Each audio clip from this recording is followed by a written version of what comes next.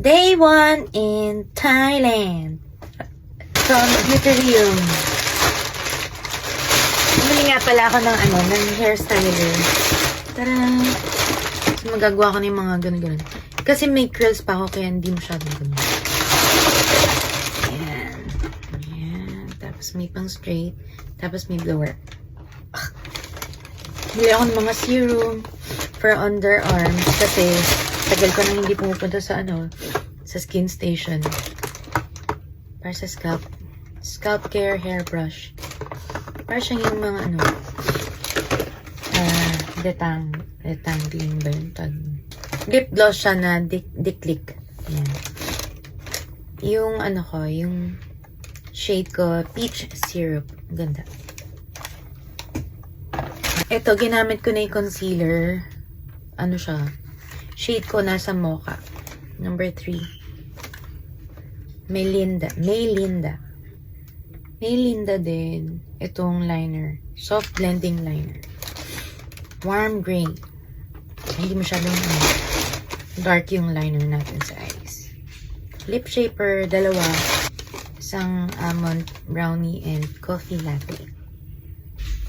Tingnan yung ko. Grabe yung itinerary namin kasi puro kain kami. Kaya tingnan yung cheeks ko. To the max. Roller brush.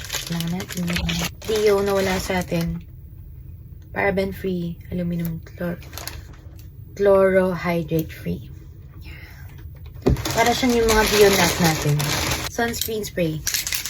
Para siya yung mga skintific sa TikTok. Feeling ko Ay, hindi. Indonesia yung skintific eh. Ito, Sunbrella. SPF 50+. PA++++. Lastly, itong Kiko kasi alam ko sa Italy. Pero favorite ko yung Kiko eh. Na-try ko yung yung skin corrector pero mali yung shade na nabili ko noon sa Italy. Ngayon, tama na. Meron akong pang skin color corrector. So, yung dark eyes natin.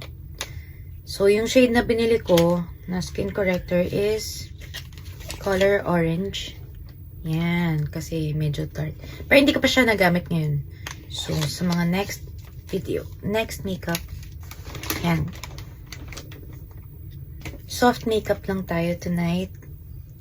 Kasi wala masyadong guest tonight kasi konti na lang.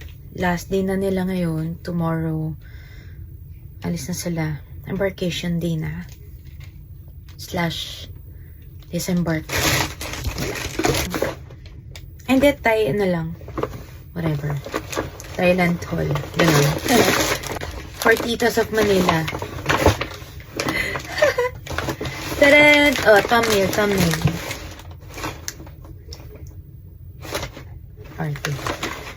Inhaler. Two-way inhaler siya. Pag two-way inhaler, may ointment ata yung isa. Parang ganun, may liquid. Kasi ito, yung mga travel set na lang, para maliit lang. Malalaki talaga siya yung ganito, yung ini-inhale lang. So, binili ko lang yung maliit. Kasya sa bag. Ayan. Nakaka-stress pala tong haul na to. Kasi ang daming lalaki. Siyempre, collection, dagdag. Magnet. Of Thailand. Pumili ako ng shorts sa H&M. And isang bodysuit. Follow nyo na lang yung Instagram ko kung gusto nyo makita itong bodysuit. Ano siya? $399 back.